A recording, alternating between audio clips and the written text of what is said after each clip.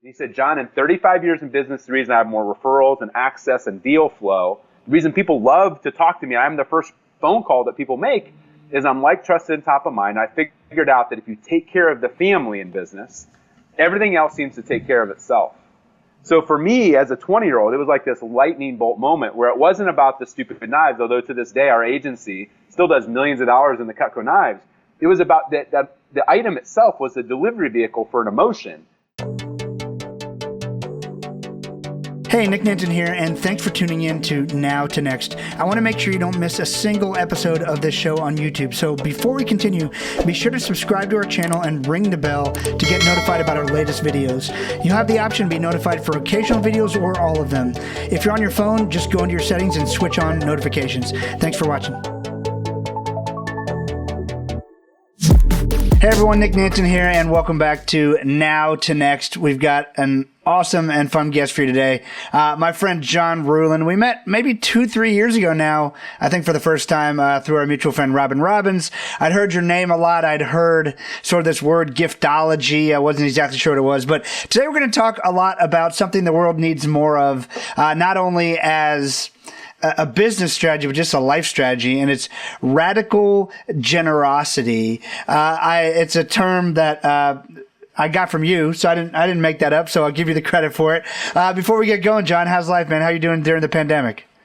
Man, we've actually been really fortunate on the speaking and the gifting agency. You know, fortunately, we've been able to. This will be our best year ever in 20 years. So I'm super grateful that we've been able to shift and do really well. My 4 girls, I've got more time with them than I ever have. So even though I see a lot of people in pain, and my team is, been challenged with craziness like homeschooling and whatever else, overall, I'm really blessed. Awesome, man. Yeah, I feel similarly in that it's just things are different for sure. I've been out on the road a little bit. Actually, I saw you in Austin a few weeks ago at an event I went to.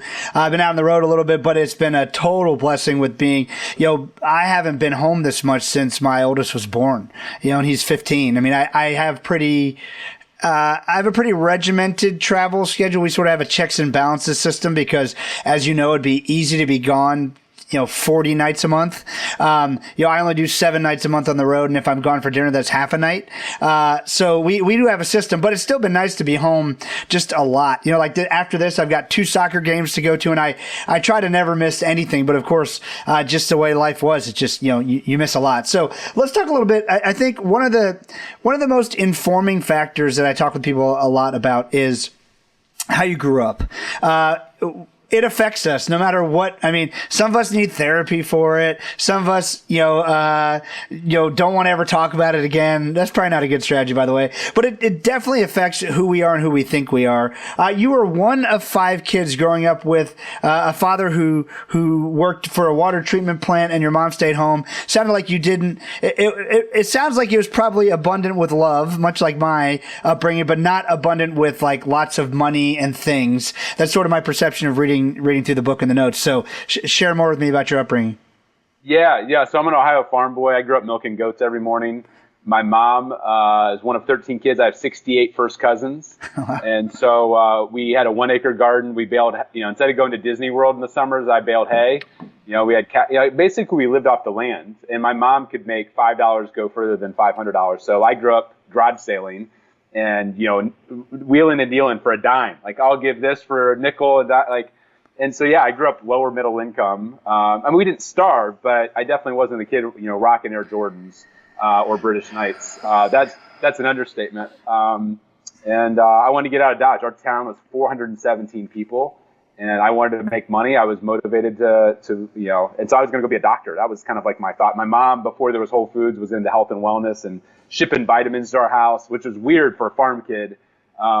And so, my upbringing was definitely one where I was hungry and wanted a different life than what I grew up with.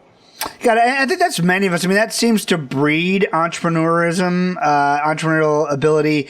My brother grew up obviously in the same house that I did, although, it's so funny. I think we perceive most of the things that happen to us pretty similarly, but it is interesting how our brains process things completely differently. He is a child forensic psychiatrist, so definitely. What? Yeah. So I think I don't know what I did to him as a kid. He's older than me, so I guess he did like more CSI. Like, is he like consulting for like CSI? Like what? That's a big title. Yeah. It's unique. He's boarded in 4 different specialties, I believe it is. And it really what he does, he spends a lot of time in addiction and recovery, just because there's a lot of that. A ton of time in, and specialization in, behavioral disorders and things like that. But the forensic side of it really comes into it, when you're talking about typically anything with an adversarial proceeding, which is really mostly court. So it would be, sometimes it would be a divorce, let's say, where a kid is saying that they don't want to live with one parent because they've abused them. Well, unfortunately, sometimes that's not true. Like, one parent has told the kid to say this, and so he sort of has to try to help figure that out. And then he also does like insanity defenses and things like that. So yeah, I trained him well. I trained him well to do what he needs to do. But but it's crazy stuff. Wow. So yeah. He's like basically a paid witness or expert to dive in and find the truth. Yeah, exactly. And so super fascinating. I mean, I'm glad it's a heavy gig. I'm glad I don't have to do it. But, I knew when I sort of explained my story as, I had more love than we could spend. But we're immigrants, right? And so my parents were trying different things. They'd left sort of everything they'd known to come to America and give me and my brother an opportunity. And a bunch of my uncles and aunts moved up at the same time, all legally with papers. I'm purebred. I have papers. And so, but it's, I recall about the time I was like somewhere between 10 and 12 when like the things you mentioned, the Air Jordans, the BKs, like it all, things started mattering that to them, like in the grand scheme of Maslow's hierarchy, weren't super important. But like as a kid, like my perception, thankfully we never starved, but like to me, these were important things. Like these are things that I wanted to fit in. Now, what's really unique, as I'm sure you would agree to as we get growing older in life, it's actually those things that define us, that make us different than everybody else, when at that time we just want to fit in. But all the things that make us uniquely 100%. different are the things that really give us the success in life. It's just such a hard thing to get a kid to understand, and far less understand, like to process when they're living in it daily. So yeah, similar circumstances where I decided I want things. How can I make money? What can I do? I started teaching tennis lessons. I became a clown. I did all sorts of fun stuff that we could talk about at some point. But it's about you. I didn't know about the clown. I didn't know about the clown thing. That's awesome. I want to see that bit. I'll pay for that bit. Most don't. I was trying to find ways to make money to buy a car, and I was like, what skills do I have? And we had a magic store sort of nearby, so I bought some magic tricks like most kids. Somehow I ended up with a balloon animal book. I can make balloon animals. Like, I could do this. So at the time I flipped through the phone book, and I called this place. I'm like, how much does it cost to hire a clown for my kid's birthday party? And the guy was like $150 an hour. I'm like, done. So I hung up and I started charging like $100 an hour, and it was like solid. I mean, I wasn't booked regularly, but the money was good. And so, yes, I did that. All I can think about is Wedding Crashers, where like, I'm sure you've heard, make me a bicycle clown. Like, that's like one of my favorite quotes from a movie ever. Like, yes, dude, that's all I can think about. That's amazing.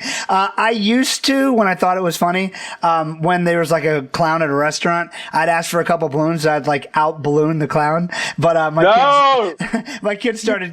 You punked the clown. Yeah, it was like embarrassing them, which it should have been, but it was funny. So we'll have a clown name guessing contest at one time, because it's a funny story. I got my clown name, but anyway, you started. A friend of yours was opening a branch for Cutco knives, and it is interesting in the world of entrepreneurship. I do run across like a fair number of Cutco people. I have my own story about walking out of the Cutco presentation, actually, because I did answer the ad in the paper to go, for the ad for this career. You went to a seedy part of town. You're like, this cannot be legit. It was actually, and I know it's not Cutco. It's the salesman who was there and his high pressure selling tactic. And it was sort of like, basically he was feeling his oats as a salesperson, which there's sort of that spectrum of, as you know, like a salesperson of like, first you're like, I don't know what to do. So I like vomit. Then you sort of read books and watch, Glenn Ross, whatever. And like, there's a point in most salespeople's career where they think that ego is what it takes to sell and control of the situation as opposed to service. And so the best people I know, the most successful people I know in business, clearly sales is a huge part of it, but it actually comes down to, in all the things that you and I'll talk about, but it comes down to serving the other side, like exceptionally well, like radically generously. And so this guy, most people never find that part of the spectrum. And I don't know if this guy ever did, but he was clearly in that ego side. And he's sort of like, if you get up and walk out of this room right now, you'll never be successful the rest of your life. I'm like, oh yeah. So I just got up and walked out. Like, it's just like my like rebellious kid thing when the ad wasn't real clear either. Like you're going to be selling kitchenware and sporting goods. I'm like, one fishing and hunting knife is not sporting goods. So I just felt, I didn't feel like it was an honest, upfront. Yeah, it wasn't honest and upfront. So it was like, not for me. Although knowing what I know about Cutco now, and I have a few of the knives and like great company, great training. So tell me more about Cutco, because again, is it the system they teach you? Is it the structure? Like, obviously a lot of people do nothing with it and just quit, but the people I know who've made it, is it the pressure cooker? Like, what is it that makes Cutco a good breeding ground for some people? Yeah, well, I think the product itself, most people don't realize it's like the Rolex of cutlery. It's handmade in New York. This year they'll do $300 million in revenue, wow, which, is a pretty sizable, in the cutlery realm, especially the high-end cutlery realm, they're like they're the top. I didn't know what Cutco was when I went in. I was just desperate to pay for med school. And I think a lot of people, they have a division that works with college kids. And I think that when you start getting, you have 20-year-olds that are getting exposed to selling a great product. They're getting exposed to a sales training program that tells you how to, teaches you how to handle objections and set goals. And, you're reading John Maxwell books at 19 years old and going to Tony Robbins conferences. I think that, they've worked with 1.5 million college kids in 70 years. Like, there's a certain critical mass there of people. But I think that, in my opinion, they're a knife company, but really they're a personal development company that understands how to pour into these young people that are very moldable. And, like the guys that are leading the company are Christians. They're good dudes. Like, they're like solid family guys. They don't have helicopters and private jets. They're like flying around coach. They could have all that stuff, but they're not if you go to Olean, New York, where it's headquartered, there's 850 people that are employed there. And it's like the Cutco YMCA and the Cutco Gymnasium and the Cutco Theater. They could outsource and make 10 times more money by having it made in China.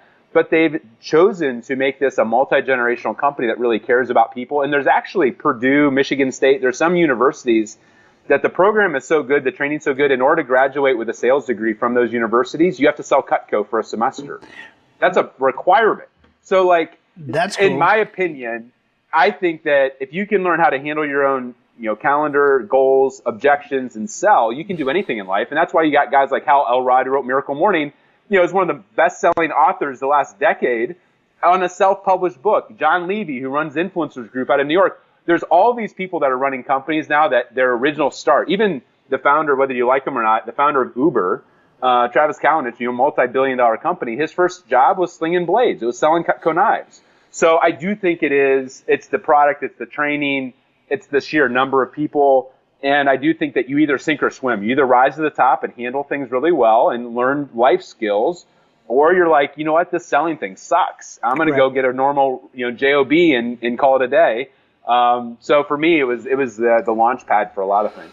Got that? Yeah, most things suck the first time, or the first time you try, or the first time you do it. Like, lifting weights, everything. Like, I got a new set of weights today because I've been waiting for them to come back in stock since all the gyms and stuff shut down and all that. And my gym actually opened back up and then had like a huge flood. And it's like a massive gym that the Orlando Magic founder built, and like it's a huge center. And they shut the whole thing down. Like they literally opened up, I think like a week ago, I think. And so I end up getting I got the Bowflex Selecta weights for home. You can select from 10 to 90 pounds, and like they're super cool, but like I was working out with them the first time today. I was a little frustrated with like they're just different than regular weights, but I had to remind myself like, oh, within a month I'll be like slinging these things around. It'll be just normal, but just like that friction of it being different. And that's the hardest part to get someone like, to me, for a kid, especially interestingly, we're talking about like developing, young people,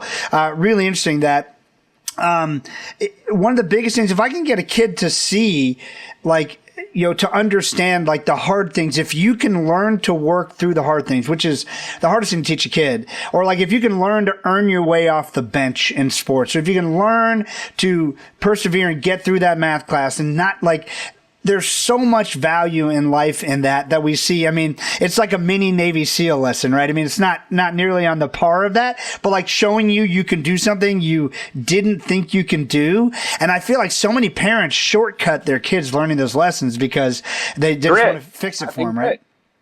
Yeah, they don't have grit. They have no ability to, it's like Jocko or any of the guys out there. It's like, whether you're Navy SEAL or not, like you have to do things that suck to get to do things that are amazing, whether you're an athlete or whether you're a sales rep or a CEO or a documentary maker or marketer. Like, we all have to suck.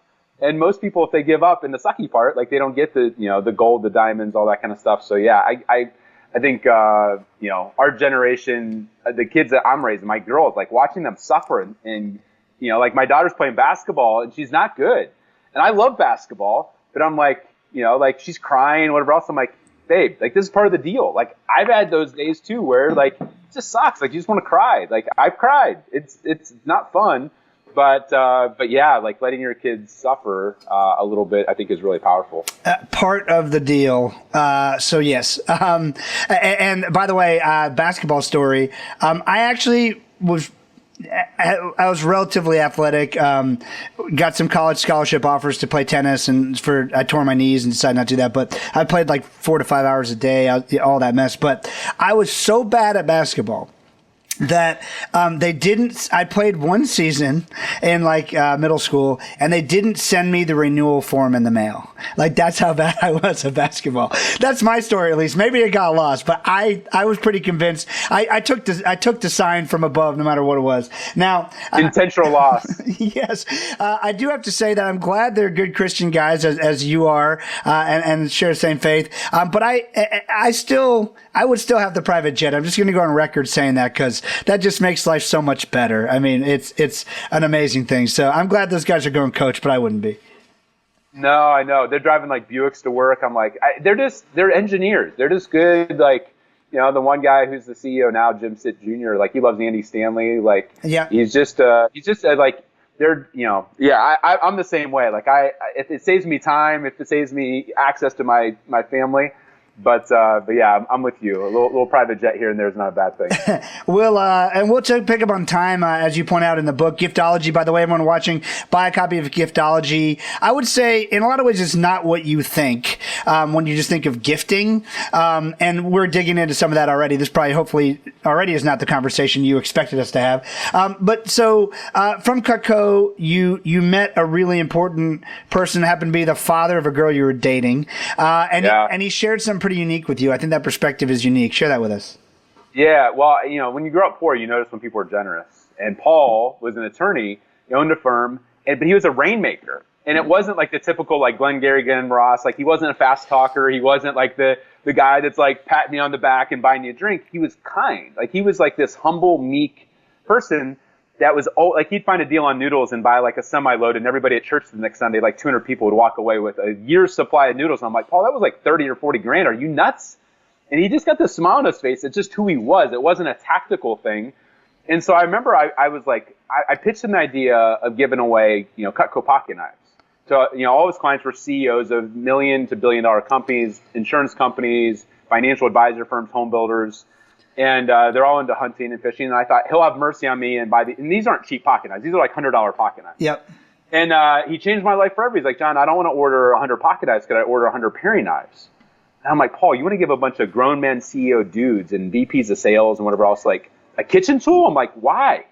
And he said, John, in 35 years in business, the reason I have more referrals and access and deal flow, the reason people love to talk to me, I'm the first phone call that people make, is I'm like trusted and top of mind. I figured out that if you take care of the family in business, everything else seems to take care of itself.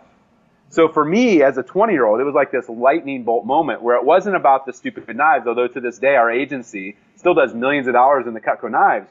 It was about that the item itself was a delivery vehicle for an emotion. And he was connecting to now what I call the inner circle. It was like the CEOs were getting treated and wined and dined on trips and whatever else. It was taking care of the spouse or the kids or the assistant. And so for me, I started to mimic those things. And I'd find a $200 million CEO of a company I'd want to get a meeting with, like an insurance company. And I'd handwrite a note, invest like $300 in a Cutco carving set. I'd engrave the CEO's name and his wife. And I'd send it off and it said, carve out 5 minutes for me. I promise to be worth your time. Yeah. And I'm in my dorm room. I send it off. 2 weeks later, I get a phone call in my dorm room, back when there were still phones in dorm rooms.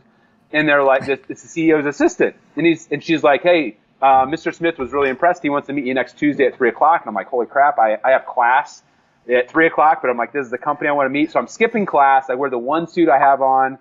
And I would go into these meetings and, mahogany and glass and all that stuff. And the CEO's jaw like hits the ground. He's like, are you the John Ruhlin that sent me the knives? And I said, yes, sir. And he's like, man, I thought you'd be like some seasoned sales executive, like in their 50s. Like, I'm confused. Are you here to sell me knives? And I would laugh nervously. And I'd be like, no, sir, I'm here to help you and your 1,000 sales reps do exactly what I did to you to your top 10,000 relationships. And his jaw hit the ground again. He's like, you're good. Holy crap. And I walked out of there with an order for 1,000 knife sets. The order form for Cutco wasn't big enough to take the order. I sent it off, thinking the Cutco was going to pat me on the back. And the CFO of Cutco calls me and says, John, we got your order. And I said, I'm thinking he's going to be excited. He said, we just want to know, whose credit card did you steal? I'm like, what are you talking about? And he's like, we've never seen an order this big. You obviously stole somebody's credit card and are selling these overseas or on eBay. And I said, no, I'm helping this company drive like 100x ROI on their relationships. And he's like, we're a knife company. What are you talking about? I'm like, no, you're not a knife company. I'm using your knives as this purpose. And it was at that point that I realized I was onto something. And that's when I put med school on hold, started the Done For You gifting agency, and we started to really train and teach what I learned from this country attorney, because nobody cares about gifts. Like, I don't wake up and think about gifts, neither do you, but we all wake up, if we own a company or lead even a family, we think about relationships. And the way you show up for a relationship, it is really determining whether or not you value that person, whether or not they matter. And most people think gifting is swag and trinkets and promotional items and fruit baskets and bottles of wine. That's not a gift. Those are check the box tokens. Yep. But if you show up and are powerfully for your wife or for your assistant or for your 1,000 dealers or whoever those people are, and people know you have their back, then they'll run through walls for you. They'll sell for you. They'll open doors for you. They'll refer business. They'll stay loyal to you.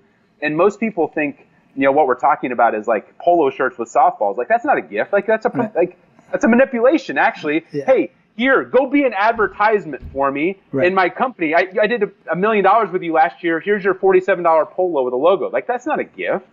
So the core of what we're teaching is really relationship building, kind of disguised as the gift being the delivery vehicle. And I don't even call them gifts anymore. I call them artifacts, because gift sounds like Harry and David pairs. Right. Like, that doesn't move somebody's heart.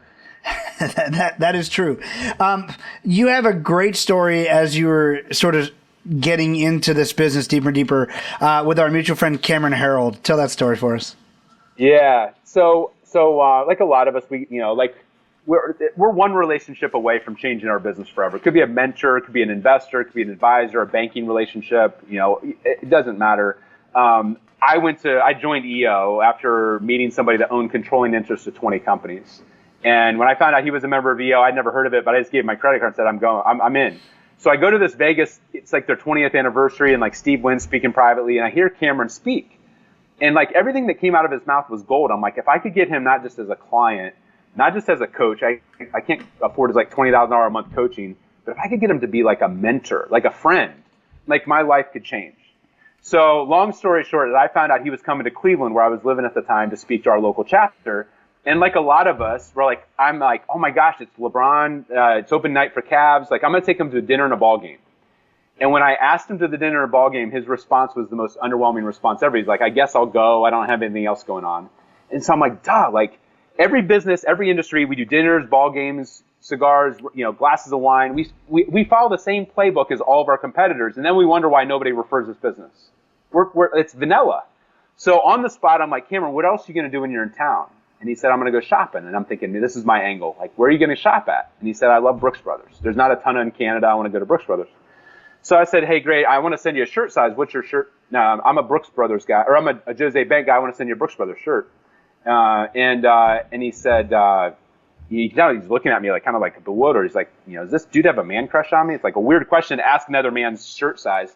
But he told me and said, great, I'll send you a Jose Bank shirt. I've never tried Brooks Brothers. I'll try Brooks Brothers. So long and short is, the day he's flying in, he starts texting me, my flight's delayed. I'm not sure if I'm going to get in time. Do you just want to cancel?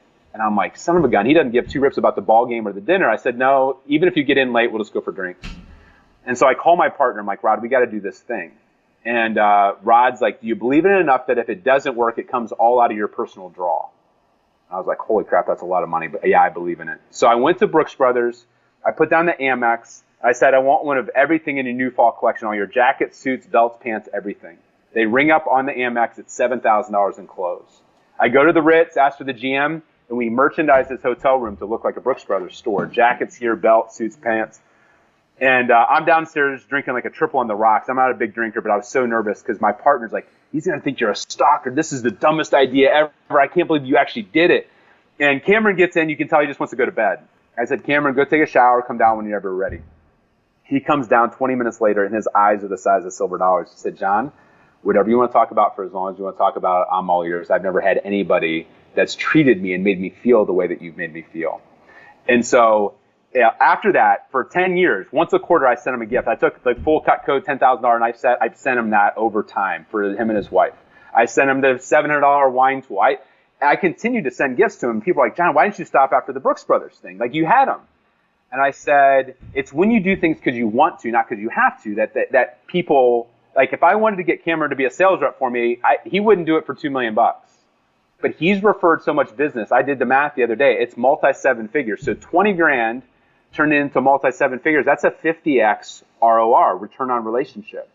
And so many people miss out on the opportunity to have all of their relationships out there advocating for them actively, being actively loyal. But Cameron was the first one I realized, like, you don't hold back 5%, you go all in, and then you go all in again, and then you go all in again. And because of that, he's become one of the most valuable relationships that I've ever had in 20 years. I love it. I have so many questions, but they're all the wrong question, which I want to point out. Like, so many people are thinking, like, well, how do you get all the clothes home? And are you sure 7,000? Like, but that, like, and don't try to replicate that. That's why it's the wrong question. You got to be thinking, what would make whoever I want to light up. And the other key is, I mean, obviously you want to spend some time with them, but the most dangerous thing you could do in this scenario would be to give with an expectation of like, well, he's going to do whatever I want now because I just spent so much money. Like, that will make you crazy. Ruins it. Yes. It ruins it. Yeah. So if you give a gift to your wife, hey, here's a diamond ring. Now like, we better have sex tonight. Like, how does that work out? But people do that in business all the time. We give a gift after a deal's done or because we want a referral or then we ask for a referral. Like, that's a bait and switch. Whereas if you love on somebody and continue to show up, I mean, Vaynerchuk made it popular with his jab, jab, jab, right hook. It wasn't jab, right hook. Yeah. It was give, give, give, give, and then earn the right over time to earn the right to ask. And that's why people are like, John, we do Giftology. It didn't work. Or I do Giftology. I'm like, no, it's like baking bread. You think you're following Giftology, but you cut a corner. It's like if you don't put yeast in, I don't care if you bake bread 10,000 times, you don't get bread. And if you do Giftology and you do one thing wrong, you can actually, like, you know, I've seen people give out Rolexes and how could you give a $10,000 watch wrong? But Domino's did, actually down in Florida, they put Domino's on the white face of the Air King. Even if you work for Domino's, do you really want Domino's on your Air King? No, you don't. So putting a logo on it isn't a gift. That's a promotional item, even as a Rolex. So there's all of these little details in relationship, but it's like dating. Like you do something dumb, you might get broken up with or not get a second date. And then gifting is that way. Like people think, oh, like I'll just order it from Amazon. I'm like, are relationships automated to you? And they're like, no. And I'm like, well, if it shows up from Amazon with no handwritten note, it just feels like you automated it. Yep. Like that little detail of how it shows up, the timing. Like people think we're busy right now on the gifting side. I'm like, you think sending gifts between Thanksgiving and Christmas is going to earn you any brownie points? It's like, those are like, that's table stakes time. That's like noisy, obligatory, expected giving. You should give gifts out of the blue. Even if you're sending the gift to 10,000 people, it should feel like they're the only ones receiving it because it's showing up out of the blue as a surprise and delight versus, oh, you gave me a referral. Here's your $500 bottle of wine. You ruin the gift, even ruining the timing. So it's, the people ask themselves the wrong questions all the time. And I'm like, you don't get it. Like, this is like being thoughtful is not the same thing as checking a box. It's not. And people feel that emotionally if you're checking the box versus going all in. You just said a key point that those of you who have children like me hear way too much DJ Khaled. You said a major key, right? And so I actually was thinking, at the beginning of all of his songs, it says, "We the best music." I want to get the "We the best" podcast. Every time I come on, I want to go, "We the best podcast." So anyway, you said, being thoughtful, and that's the difference. You made the quip about like a diamond ring and a wife for sexual favors. Like that is not being thoughtful. That is being callously calculated, manipulative. Yes, perfectly stated. Another thing that I love that you talk about in Giftology is, and we're going to get into the book here in a second. Again, John Ruhlin, author of Giftology. Check out the book, buy it for your friends. They will thank you. Practical luxuries. This is a great distinction. Practical luxuries. Like there are so many things that are practical luxuries that you may or may not buy for yourself, but like you always appreciate when someone else gives you that little extra. I'll jump to it. In the book, you talk about buy the best in class for whatever amount of money you have. A really great point. You had a story about a Fossil watch and like $100 gift. Let's go into that a little bit. Practical luxuries and buying top of class, no matter what your budget is. Yeah. Well, a lot of times people were like, hey, what's hot, sexy? And I'm like, when New York Times interviewed us, I said the stupid knives. And they're like, why? And I'm like, well, most people have this set. Even if you have a $5 million house, you have the set that you got when you got married. It's like this set from Bed Bath & Beyond or Nordstrom. It's a piece of, it's worn out. It's a piece of crap. So, to me, like finding something that people would never buy for themselves. And knives are one of those things where most people have like the $20 knife set and you buy them one knife for $200. It's like melts their face off because they don't have a $200 knife, but they might already have a Rolex, or they might. And so I see people like giving Apple Watches to people that already have Apple Watches, or they already have a Rolex or whatever. And I'm like, your $500 gift. Like, what if you just went and did like a luggage tag for $100? Most people eventually are going to start traveling again, and most people have a 50-cent luggage tag, and you buy them a $100 one. It's actually better than the $500 like Seiko or Apple Watch that you gave them, because you're going and taking a category that they would never buy for themselves, that they're actually useful. Like practical is a big part of it. People give gifts all the time that like hang on a wall or collect dust in a closet or on a shelf. I'm like, no, like if 2020 has proven anything, it's like we don't need more crap. We don't need more stuff. Like Goodwill, there's a line a mile long of people getting rid of all the tchotchkes and tokens and whatever else.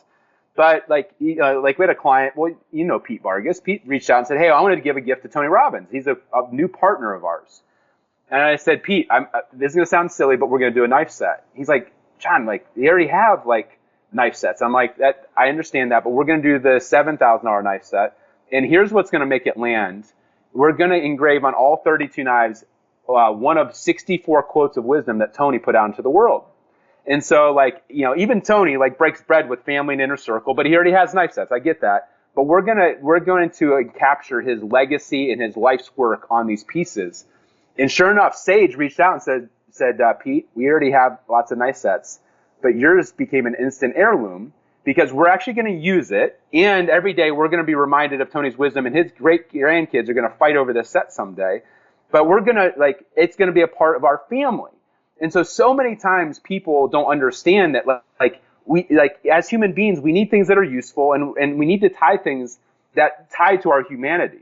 So there's so oftentimes people want to send out like another like hooded sweatshirt or a Lululemon jacket, and those are fine. But if somebody already has 10 of something and you don't find a way to make it unique and special to them, and you don't give the best in class of what they would actually use, or even give better than what they already have, then you're wasting money. And then it's just a package showing up. And so I see people all the time that they're giving out the cool, hot, new, sexy gift, but it's like a water bottle. Like, you can only drink out of one water bottle at a time. So I've had so many people are like, John, if I get another water bottle, my wife's going to divorce me. Like, if I come home from another conference or another event and I come home with some piece of crap swag, or even if it's a nice one, I can only drink out of one and it has a logo on it, I'm never going to use that. And my wife is pissed, or my husband is annoyed.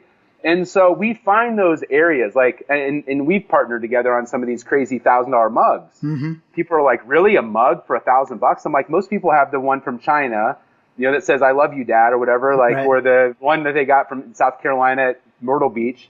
We take a mug and carve into it somebody's life story. It's incredible. Yes. So it's practical, but when you make it a Lifetime Achievement Award and make it the nicest, most thoughtful, most meaningful, like, I've had billionaires cry receiving these mugs. We gave one on stage at a YPO event in front of 5 billionaires, and the entire stage, or the entire audience, stood up, 100 people at this it was at a hangar, and half the audience is crying.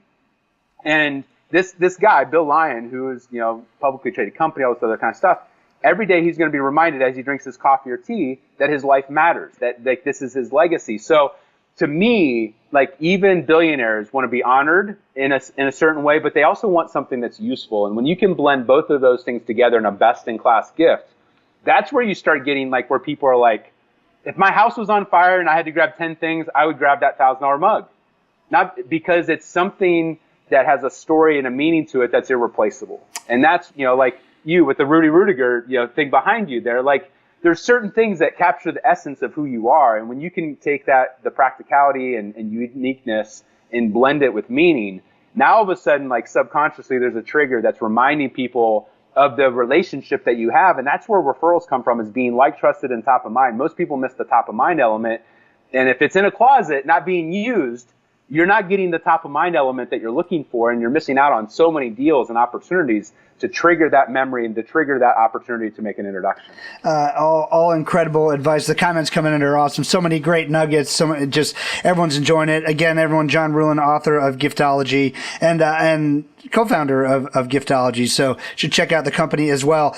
This is a cool segue here. Actually, you're talking about Tony Robbins, who, by the way, one of the most generous people I have ever not only met and spent time with, but ever seen. Really incredible guy. So, I was invited, because we're filming something, to Tony's home about 2 months ago, when they were bringing some human trafficking victims that they had rescued, that Operation Underground Railroad had rescued. Oh, wow. And you would be like, Sage prayed over them, and it was like mind blowing. It was like I'm getting goosebumps just thinking about it. It was a special moment. Of course, my cell phone goes off in the middle of it. Like, of course, me. And Tony goes in the middle of the prayer. Yeah, Tony goes, that right there is the sound. What he said, that's the ring of freedom right there. And so, but I just, I didn't even know. I didn't particularly know their faith, but man, she prayed like Billy Graham. It was amazing. So, moving into this next segment, you start a lot of your chapters with a Bible verse. And you make a very interesting connection about the Bible and giving. Give us that story.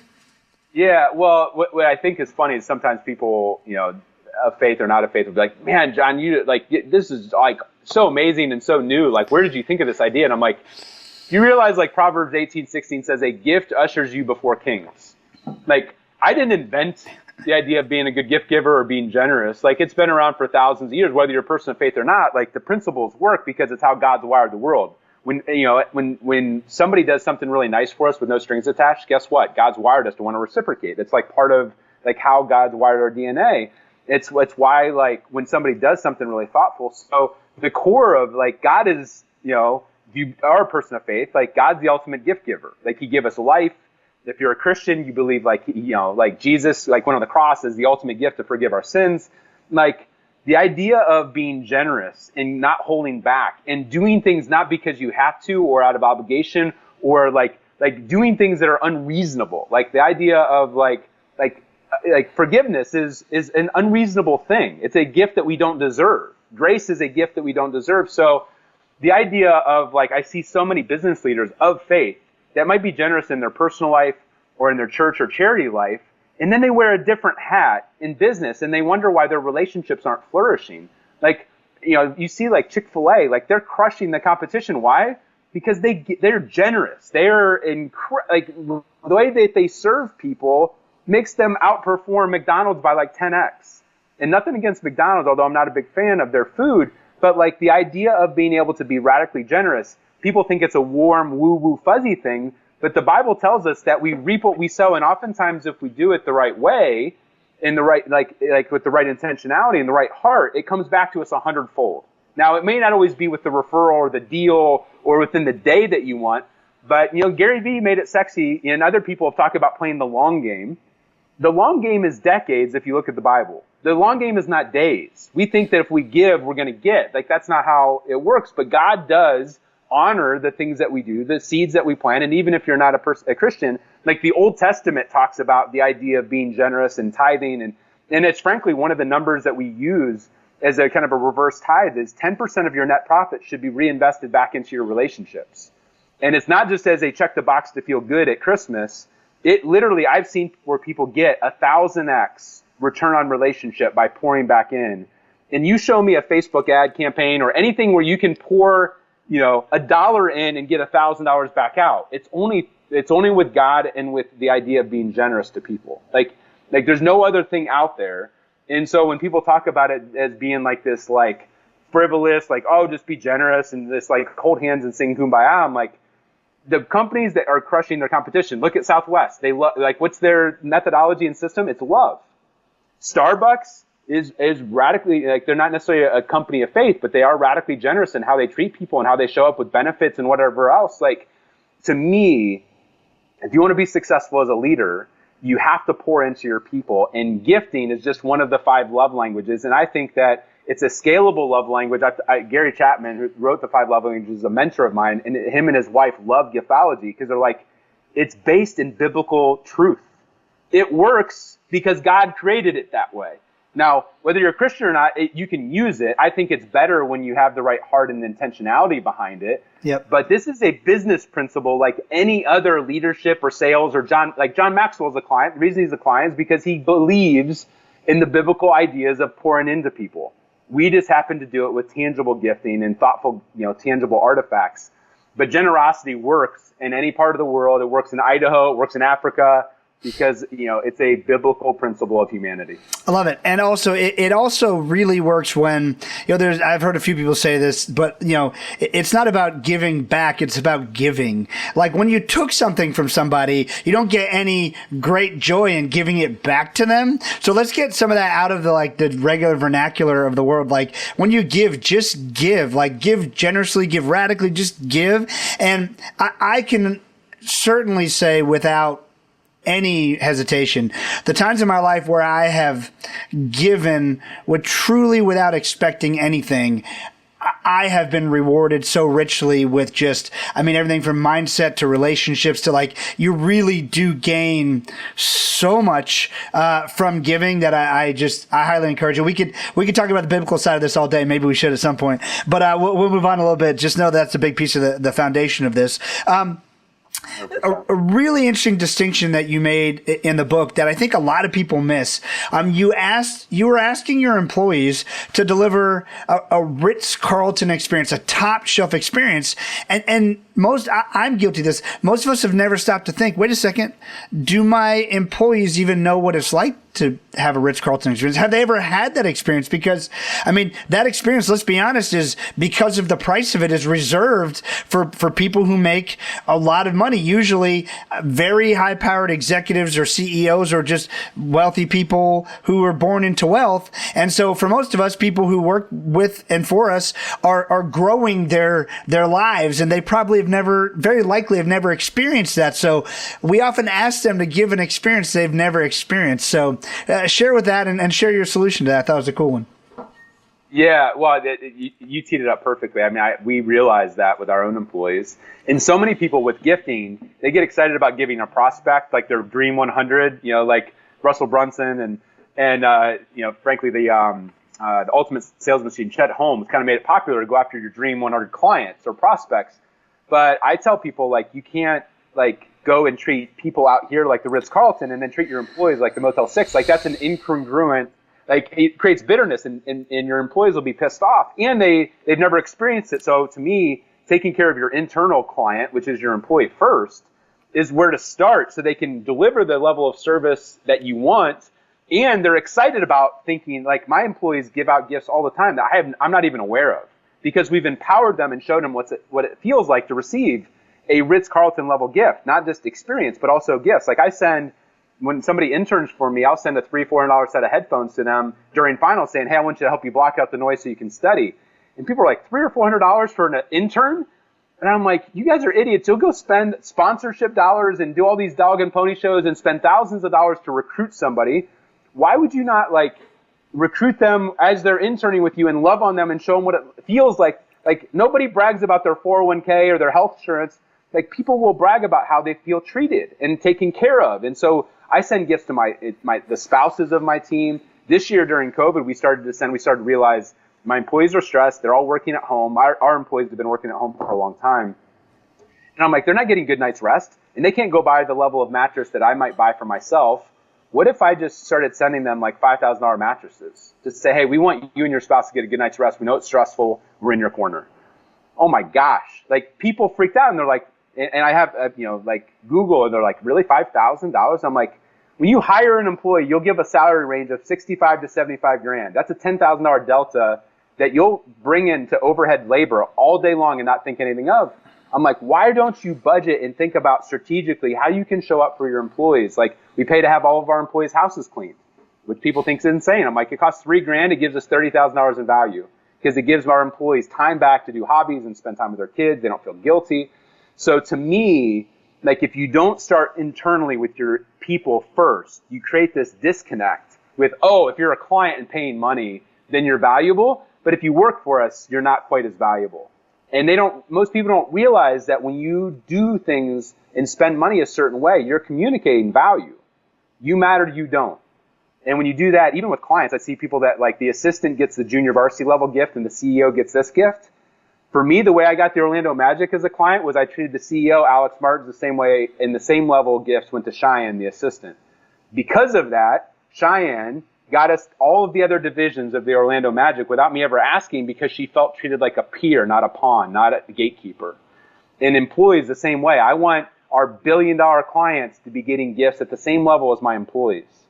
And when I do that, they're inspired to go take care of things. We don't micromanage. Like, we really want to focus on them owning the process. And they're not perfect. I'm not perfect. Like, there's times I drop the ball, they drop the ball. But I think that when you show up powerfully and generously for your people and for your clients, givers get a pass. Like, they get the benefit of the doubt. You don't have a target on your back as an employer. People want to see you win. And I think that taking care of your team that way, we all have bad days as employers. We all have things that break. We all have things that go wrong. But when you take care of your team that way, like, we don't have a loyalty or engagement problem, because we've chosen to invest there first. I love that. And so we're winding down here, and so many nuggets here, and we're just getting to, like, the tip of the iceberg of what's in the book. So again, check out the book, Giftology. John, if someone is watching, so this is not just this is not a campaign. This is a way, and not even just a way of thinking, it's a way of life. And so I think, what you're showing through that is you actually would probably create larger problems for yourself if you only were to implement this for your top end clients and not your team. Or, I mean, just think it through. I mean, because it's a radical departure from most thought, but when you think it through and you live it holistically, I'm not nearly on the level you are, so I got work to do, but I love the thought process, and I know you won't have the results if you're listening to this if you just do this a little bit. So I don't want you to be misled by going, oh, I'm going to send my top client a $10,000 gift, he's going to love it, or oh, I'm just going to get all my employees $5,000 mattresses. Like, again, you got to be thoughtful. Like, they might have just bought one, they might whatever. So you literally have to think this through for yourself. So for someone who has yet to read Giftology but is about to go get it and read it, give me like the top first 2, 3, 4 things you should start thinking about in order to make this manageable. Because, like I have 3,600 clients in 63 countries, like, right? Or over the past decade, we've served those people. It can be overwhelming. So like, where do we begin? Is there a way to systemize any of it? Maybe not the thoughtfulness, but where do we begin? Yeah. Well, I would say that if you have I don't care if you're a $2 million company or a $2 billion company, most people have a marketing plan, a PR plan, a ops plan, a sales plan, a financial plan, a workout plan. Most people don't have a relationship plan. They've never taken the time to do a 360-degree view and said, hey, who are all the important relationships I currently have or have had? Who allowed me to get to this point in business? Is it mentors, advisors, investors? And just take, the 5-minute journal is a great example of like, just take, 5 minutes a day and write down 3 people that you're grateful for. If you did that in business, in the course of a year, you'd probably have 1,000 people that you're like, wow, without them, I wouldn't have this deal or this referral or this investment or, that they're a key employee or whatever it is. But just documenting and acknowledging up here, like, hey, and here, like, there's a lot of people that have poured into me to get me where I'm at as a business owner or leader or division leader. Like putting it pen to paper is a start. And then what I would say is that most people want to start with what to give. And that's like the 7th step in the process, who you're taking care of and the value of those relationships. Most people have never put a math equation together to say, I have a $5 million company, I make this much, how much am I reinvesting back into all of my relationships to keep them, to grow them, and then to turn them into what Cameron was for me, which is a sales rep, an advocate, a loyalist. And so I think if you can start the list and then start to put like a dollar and cents beside them, if your tribe wants to go download like our whole blueprint and playbook of who, when, why, how much, and then finally what to send, anybody could be a great gift giver. Like if a farm boy who's milking goats growing up can be, and my love language, by the way, of the 5 isn't even gifting. I'm an introvert who loves words of affirmation. And when I give a gift, I get the words of affirmation. It's allowed me to connect with these power players, even though like I'm like reserved in this farm kid, I use gifting as a way to be able to dominate as an introvert because I'm not the life of the party. And the idea that I even speak on stage now is weird. It's like God has a sense of humor because I would get diarrhea 6 months leading to any speaking engagements. I was that nervous. So I would say start with writing down the list. You got to start, it's like anything else. Go download the playbook at giftologysystem.com. There's, no cost to that. And then start taking baby steps. Maybe it's just starting with your spouse and becoming a more year-round thoughtful gift giver to your spouse or to your kids or to your parents or to your mentor. Like I have college kids reach out. They're like, oh, I could never do giftology. I'm like, I budgeted as a college kid $500 a month to do gifting. Wow. Now, maybe it's just $500 a year that you decide to do it.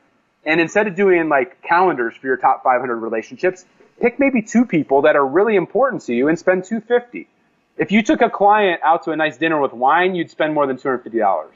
Like, that's just the bottom line. Yep. If you pick up a bar tab in Vegas and you're a startup for $1,000, like take that $1,000 instead of buying alcohol nobody remembers the next day, and maybe you buy like 5 $200 gifts. Or maybe you don't have money to do that at all, and you realize that the handwritten note that goes with the gift is just as important as what you're sending. That's what provides meaning and context. So oftentimes I tell people, if you can't do a gift, take an hour and write the most thoughtful note that you can of gratitude to that person. And then if you want to cry and have that person cry, go read it to them in person. Like you'll both cry and they'll never forget or ever get rid of that letter. Because at the end of the day, like I don't care who you are, we all crave for our lives to matter. We all crave to have meaning. And yet gifting isn't spending more money than your competition. It's being more thoughtful and creative. And whether you have a budget of $1,000 or $10 million, it's a matter of how you deploy that thoughtfully, year-round, holistically, not tactically, but saying, I'm a giver and I want to build this into my relationships for the next 50 years. Like when I saw Paul at 60 years old, I was 20. I'm like, I got 40 years to get to where Paul's at. And so I'm just turned 40 this year. I'm like, I'm halfway through and I built some pretty great relationships, but I still got another 20 years to go to get where Paul's at. And that's where things start to compound. It starts with 3 relationships, and then it gets to 10 relationships, and then it gets to 300.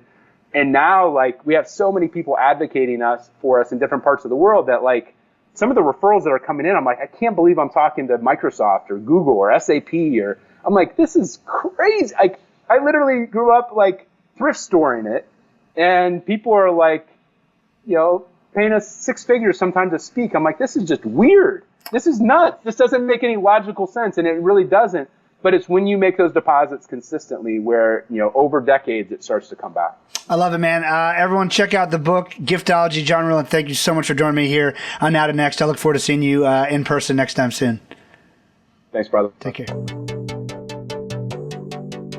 Hey, Nick Nanton here, and thanks for tuning in to Now to Next. I want to make sure you don't miss a single episode of this show on YouTube. So before we continue, be sure to subscribe to our channel and ring the bell to get notified about our latest videos. You have the option to be notified for occasional videos or all of them. If you're on your phone, just go into your settings and switch on notifications. Thanks for watching.